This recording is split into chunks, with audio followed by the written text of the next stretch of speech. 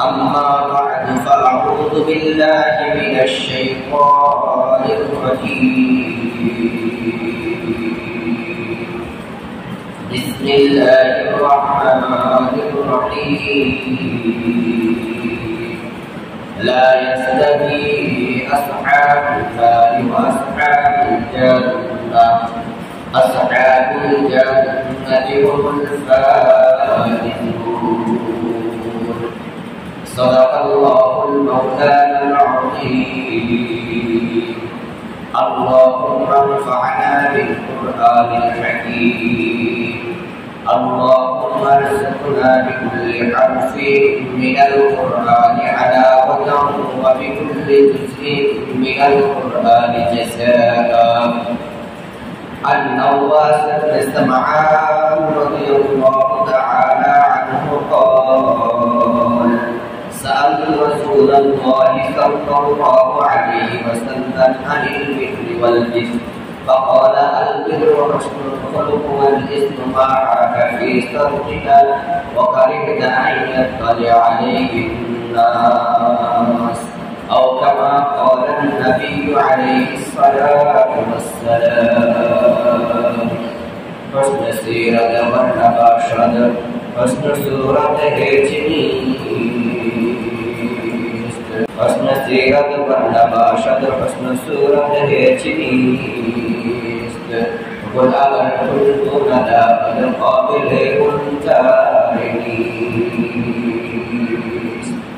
সকলে মুহাম্মদের সাথে প্রথমে ইব্রাহিম পাঠ করে নিন।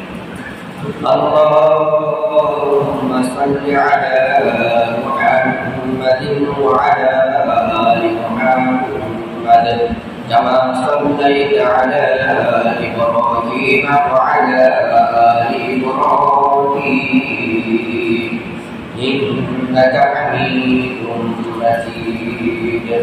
اللهم بارك على محمد وعلى آل محمد كما باركت على إبراهيم وعلى آل إبراهيم إنك حميد مجيد. قالوا سبحانك لا علم لنا إلا ما علمتنا إنك أنت العليم الحكيم. اللهم صل على محمد كلما ذكره الذاكرون وكلما غفل عن ذكرك الغافلون. معزز محترم সম্মানিত মুসল্লিয়ানে কেরাম, মহান আল্লাহ রাব্বুল আলামিনের দরবারে অসংখ্য অগণিত শুকর যে আল্লাহ রাব্বুল আলামিন দয়া করে মায়া করে আকবার করে ভালোবেসে তার পরে সবার আগে এসে হাজরা দেওয়ার তৌফিক আনায়াত করেছে। এই জন্য হৃদয়ের গভীর থেকে মুহাব্বতের সাথে একবার কালিমাতুশ শুকর আদায় করে সবাই বলে আলহামদুলিল্লাহ। রাসূল করিম সাল্লাল্লাহু আলাইহি ওয়াসাল্লাম আমাদেরকে জান্নাতের সুসংবাদ দেওয়ার জন্য দুনিয়াতে আগমন করেছেন এবং জাহান্নাম থেকে ভীতি প্রদর্শন করার জন্য আল্লাহ রাব্বুল আলামিন তার প্রিয় হাবিবকে পাঠিয়েছেন। বিদায় হজের সময় রাসূল করিম সাল্লাল্লাহু আলাইহি ওয়াসাল্লামের উপর অর্পিত দায়িত্ব সঠিকভাবে পালন করেছেন কিনা সাহাবায়ে কেরামের মাঝখানে তিনি হাত উঁচু করে জিজ্ঞেস করলেন, ওয়া সাহাবীরা তোমরা বলো যে আল্লাহ রাব্বুল আলামিন আমার উপর যে নবুয়তের দায়িত্ব অর্পণ করেছেন তা কি আমি সঠিকভাবে পালন করতে পেরেছি কিনা? সাহাবায়ে কেরাম এক বাক্যে বললেন, ইয়া রাসূলুল্লাহ আপনি পরিপূর্ণভাবে আপনার দায়িত্ব পালন করেছেন। সুবহানাল্লাহ। পৃথিবীর মধ্যে এমন কোন মানুষ নাই যে আফসোস না নিয়ে সে ইন্তেকাল করেছে। প্রত্যেক মানুষ আফসোস নিয়ে ইন্তেকাল করেছেন যে হায় আমি যদি আরো কিছু সময় পেতাম আমার অসম্পূর্ণ কাজটাকে সম্পূর্ণ করতাম। কিন্তু পৃথিবীর বুকে এমন একজন মানুষ অল্প সময়ে হায়াত পেয়েছেন কিন্তু তার অর্পিত পরিপূর্ণ দায়িত্ব তিনি পরিপূর্ণভাবে সমাপ্ত করেছেন এবং তিনি সবার সামনে কথা প্রকাশ করার পরে সাহাবায়ে কেরাম একবার উত্তর দিয়েছেন, ইয়া রাসূলুল্লাহ, আপনার উপর অর্পিত দায়িত্ব আপনি পরিপূর্ণভাবে সমাপ্ত করেছেন। সুবহানাল্লাহ। যার কারণে আল্লাহ রাসূল কোনো আফসোস নিয়ে ইন্তেকাল করেন নাই যে আমার উপর অর্পিত দায়িত্ব আমি পালন করতে পারি নাই, এই জন্য আমার আফসোস, এমন কোনো আফসোস আল্লাহ রাসূলের ছিল না। তখন আল্লাহ রাব্বুল আলামিনের এই প্রিয় রাসূল করিম সাল্লাল্লাহু আলাইহি ওয়াসাল্লাম আকাশের দিকে উঁচু করে শাহাদাত আঙ্গুলকে উঁচু করে বললেন, ইশহাদ ইয়া আল্লাহ, ইশহাদ ইয়া আল্লাহ, ইশহাদ ইয়া আল্লাহ। হে আল্লাহ, আপনি সাক্ষী থাকেন, আমার সাহাবীরা সাক্ষী দিয়েছে যে আমার উপর অর্পিত দায়িত্ব আমি পরিপূর্ণভাবে সমাপ্ত করতে পেরেছি। সুবহানাল্লাহ। রাসূলের উপর অর্পিত দায়িত্ব কি ছিল? যে জান্নাত পুরা মানুষদেরকে জান্নাতমুখী করা। যে মানুষগুলো প্রথম কারণে জাহান্নামমুখী, সেই জাহান্নামমুখী মানুষদেরকে জান্নাতমুখী করা, অর্থাৎ জান্নাতের সুসংবাদ দেওয়া, জাহান্নামের ভীতি প্রদর্শন করা। আর এই দায়িত্ব তিনি পরিপূর্ণভাবে পালন করতে পেরেছেন। ওই নবীর আদর্শে যারাই আদর্শিত হয়েছে তারাই শ্রেষ্ঠ হয়ে গেছে। গত সপ্তাহে আমি উদাহরণ দিয়ে বুঝাইছিলাম যে রাসূল করিম সাল্লাল্লাহু আলাইহি ওয়াসাল্লাম পৃথিবীর সর্বশ্রেষ্ঠ মানুষ এবং তিনি মানব জাতির জন্য সর্বশ্রেষ্ঠ মডেল। আল্লাহ রাব্বুল আলামিন মানুষদেরকে বানিয়েছেন আশরাফুল মাখলুকাত, সৃষ্টির সেরা জীব। অর্থাৎ আল্লাহ রাব্বুল আলামিন জিন এবং মানুষদেরকে বানিয়েছেন আল্লাহর গোলামি করার জন্য, আর অন্যান্য যে সৃষ্টিগুলো আছে এগুলোকে বানিয়েছেন এই মানুষ এবং জিনদের গোলামি করার জন্য। সুবহানাল্লাহ। মানুষ এবং জিনদেরকে বানিয়েছেন আল্লাহর গোলামি করার জন্য, আর অন্যান্য যে সৃষ্টিগুলো আছে এই সৃষ্টিগুলোকে বানিয়েছেন মানুষ এবং জিন্নাতের গোলামি করার জন্য। সুবহানাল্লাহ। তাহলে মানুষ আর জিন হলো পৃথিবীর শ্রেষ্ঠ সৃষ্টি। আর এই শ্রেষ্ঠত্ব ধরে রাখতে হলে আল্লাহ রাব্বুল আলামিন বলেন মানুষের স্বভাবটা অভ্যাস হলো অন্যের অনুসরণ করা। তোমরা যেহেতু অন্যের অনুসরণ করবে, তাহলে তোমাদের সামনে আমি সর্বশ্রেষ্ঠ একটা মডেল দিয়ে দিলাম, সেটা হলো রাসূল করিম সাল্লাল্লাহু আলাইহি ওয়াসাল্লাম। লাকাদ কানা লাকুম ফি রাসূলিল্লাহি উসওয়াতুন হাসানাহ, তোমাদের জন্য আমার রাসূলের মধ্যে রয়েছে সর্বোত্তম আদর্শ। তোমাদের জন্য আমার রাসূল হলেন সর্বশ্রেষ্ঠ মডেল। এই মডেলকে যে অনুসরণ করবে সে শ্রেষ্ঠ হয়ে যাবে। যার কারণে আইয়ামে জাহিলিয়াতের যুগে যে যুগটাকে মানুষ বলতো বর্বরতার যুগ, যে যুগের মানুষদেরকে বলতো বর্বর মানুষ, ওই যুগের মানুষগুলো, ওই বর্বর মানুষগুলো যখন সর্বশ্রেষ্ঠ মানুষের মডেলকে অনুসরণ করলো, পরবর্তী যুগটাকে বলা হয় সোনালী যুগ, আর পরবর্তী মানুষদেরকে বলা হয় সোনালী মানুষ। সুবহানাল্লাহ। কত তফাৎ, কত তফাৎ! যেই যুগটাকে বলা হতো বর্বর যুগ, যেই যুগের মানুষদেরকে বলা হতো বর্বর মানুষ, শুধু একটু ব্যবধানে একজন সুন্দর মানুষের অনুসরণ করার কারণে এর পরবর্তী যুগটাকে বলা হয় সোনালী যুগ, আর ওই মানুষদেরকে বলা হয় সোনালী মানুষ। जो न थे खुदरा पर और कहानी बन गए, जो न थे खुदरा पर और कहानी बन गए, क्या नजर थे उसमें जो वो लोगों को मसीहा कर दिया। যে মানুষগুলো ছিল বড় বড় মানুষ, ওই মানুষগুলো হয়ে গেল সোনালী মানুষ। যে যুগটা ছিল বড় বড় যুগ, ওই যুগটা হয়ে গেল সোনালী যুগ। পৃথিবীর বুকে এমন সোনালী যুগ আর দ্বিতীয়বার আসবে না। পৃথিবীর বুকে এত সোনালী মানুষ দ্বিতীয়বার আর আসবে না। যাদের ব্যাপারে আল্লাহ রাসূল বলেন, আসহাবি কানুজুম বিআইহিম ইয়াকতাদাইতুম ইহতাদাইতুম, আমার প্রত্যেকটা সাহাবী হলো আকাশের তারকার ন্যায়। একজন যে কোনো আত্মা থেকে আত্মা একজন সাহাবীকে যে অনুসরণ করবে সোজা সে জান্নাতে চলে যাবে। সুবহানাল্লাহ। আত্মা সর্বশ্রেষ্ঠ সর্বকনিষ্ঠ সাহাবীকে যে অনুসরণ করবে সে কোথায় যাবে? সোজা জান্নাতে চলে যাবে। আসহাবি কানুজুম বিআইহিম ইয়াকতাদাইতুম ইহতাদাইতুম, আমার আত্মা থেকে আত্মা একজন সাহাবীকে যে অনুসরণ করবে সে হেদায়েত প্রাপ্ত হবে, আর যে হেদায়েত প্রাপ্ত হবে সে সোজা কোথায় চলে যাবে? জান্নাতে চলে যাবে।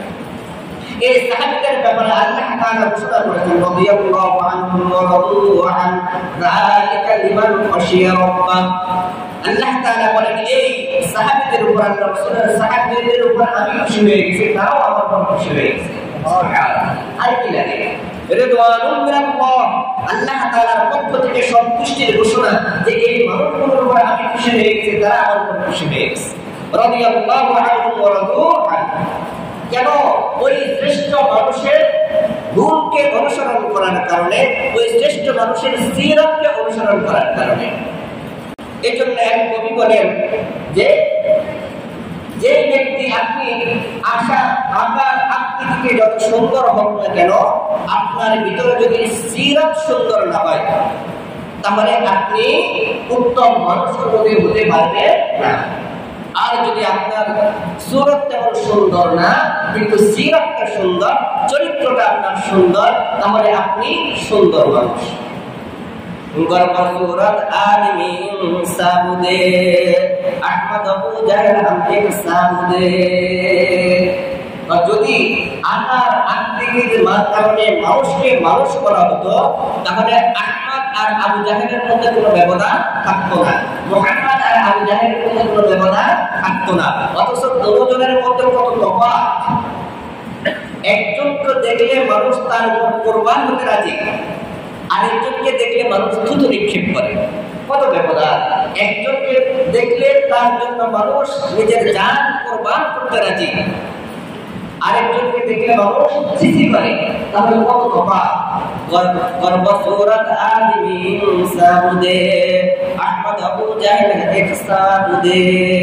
যদি আকার আকৃতির কারণে মানুষকে মানুষ হিসেবে ধরা হতো, তাহলে আহমদ আর আবু জাহেলের মধ্যে কোনো তফাৎ থাকতো না, মুহাম্মদ আর আবু জাহেলের মধ্যে কোনো তফাৎ থাকতো না। কিন্তু কত বিশাল তফাৎ, কত বিশাল তফাৎ! এজন্য রাসূলের আখলাককে যে নিজের জীবনের মধ্যে বাস্তবায়ন করতে পারবে, সেই যেই যুগে হোক না কেন সে দামি হয়ে যাবে। সুবহানাল্লাহ। এবং দুনিয়ায় থাকতে সে জান্নাতের ঘোষণা পাবে। সুবহানাল্লাহ। দুনিয়ায় থাকতে সে কি পাবে? জান্নাতের ঘোষণা পাবে।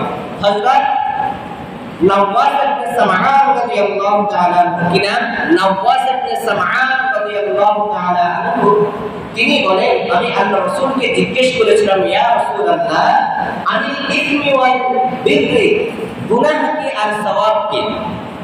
গুনার কাজ কোনটা আর সওয়াবের কাজ কোনটা আমাকে একটু বলেন। সাআলতু রাসূলুল্লাহ সাল্লাল্লাহু আলাইহি ওয়াসাল্লাম আনিল বিররি ওয়াল ইসমি, আমি রাসূলকে জিজ্ঞেস করলাম, ইয়া রাসূলুল্লাহ গুনাহের কাজ কোনটি, সওয়াবের কাজ কোনটি? আমি এত ব্যাখ্যা বুঝি না, সংক্ষিপ্ত আকারে আমাকে বলে দেন। আল্লাহ রাসূলের সাহাবী কি বলতেছেন? ইয়া রাসূলুল্লাহ আমি অত ব্যাখ্যা বুঝি না, আমাকে সংক্ষিপ্ত আগে বলে দেন সওয়াবের কাজ কোনটি, গুনাহের কাজ কোনটি। النواس بن سمعان رضي الله تعالى عنه قال سألت رسول الله صلى الله عليه وسلم عن البر والإثم, আমি আল্লাহ রাসূল সাল্লাল্লাহু আলাইহি ওয়াসাল্লামকে জিজ্ঞেস করলাম, ইয়া রাসূলুল্লাহ আমি দুর্বল সাহাবী, অত বিচক্ষণ না, আমাকে সংক্ষিপ্তভাবে একটা সুন্দর ব্যাখ্যা দিয়ে দেন কোনটা নেক কাজ আর কোনটা গুনাহের কাজ। সংক্ষিপ্ত একটা ব্যাখ্যা আমাকে দিয়ে দেন কোনটা নেক কাজ আর কোনটা গুনাহের কাজ। তখন আল্লাহ রাসূল বলেন, ফাকালা আল বিররু হুসনুল খুলুক, নেক কাজ হলো উত্তম আখলাক। সুবহানাল্লাহ। নেক কাজ হলো কি? উত্তম আখলাক। আর ওয়াল ইসমু মা হাকা ফি সাদরিকা ওয়া কারিতা আল্লাহ ইয়াতলি আলাইহিন নাস, গুনাহের কাজ হলো যেটা তোমার মনে সন্দেহ জাগে, যে এই মনের মধ্যে যে কথাটা উদ্বেগ হয়েছে এটা মানুষের সামনে প্রকাশ করতে তুমি অপছন্দ করো। মানে এই কাজটা মানুষের সামনে প্রকাশ করলে তোমার দ্বিধাদ্বন্দ্ব লাগে, মানুষ আমাকে খারাপ বলবে, মানুষ আমাকে খারাপ বলবে, ওটাই গুনাহের কাজ। বাস ওটা ছেড়ে দাও, ওটা ছেড়ে দাও। কি সুন্দর ব্যাখ্যা!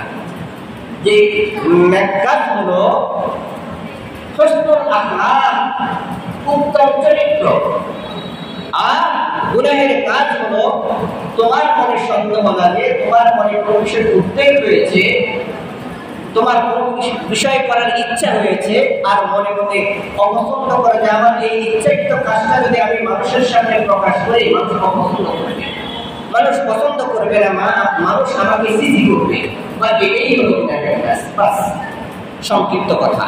আল্লাহ রাসূল সংক্ষিপ্ত আকারে বুঝাই দিলেন যে নেক কাজ হলো সর্বোত্তম আখলাক, এটা হলো নেক কাজ। আর সর্বনিকৃষ্ট কাজ হলো গুনাহের কাজ হলো তোমার মনে কোনো জিনিস উদ্বেগ হয়েছে, মনের মধ্যে কোনো জিনিস দর্পণ হয়েছে, তখনই তোমার মনে সন্দেহ লাগতেছে এই কথাটা যদি আমি, এই কাজটা যদি আমি মানুষের সামনে প্রকাশ করি তাহলে মানুষ আমাকে সিসি করবে, মানুষ আমাকে খারাপ করবে, ওই কাজটাই হলো গুনাহের কাজ।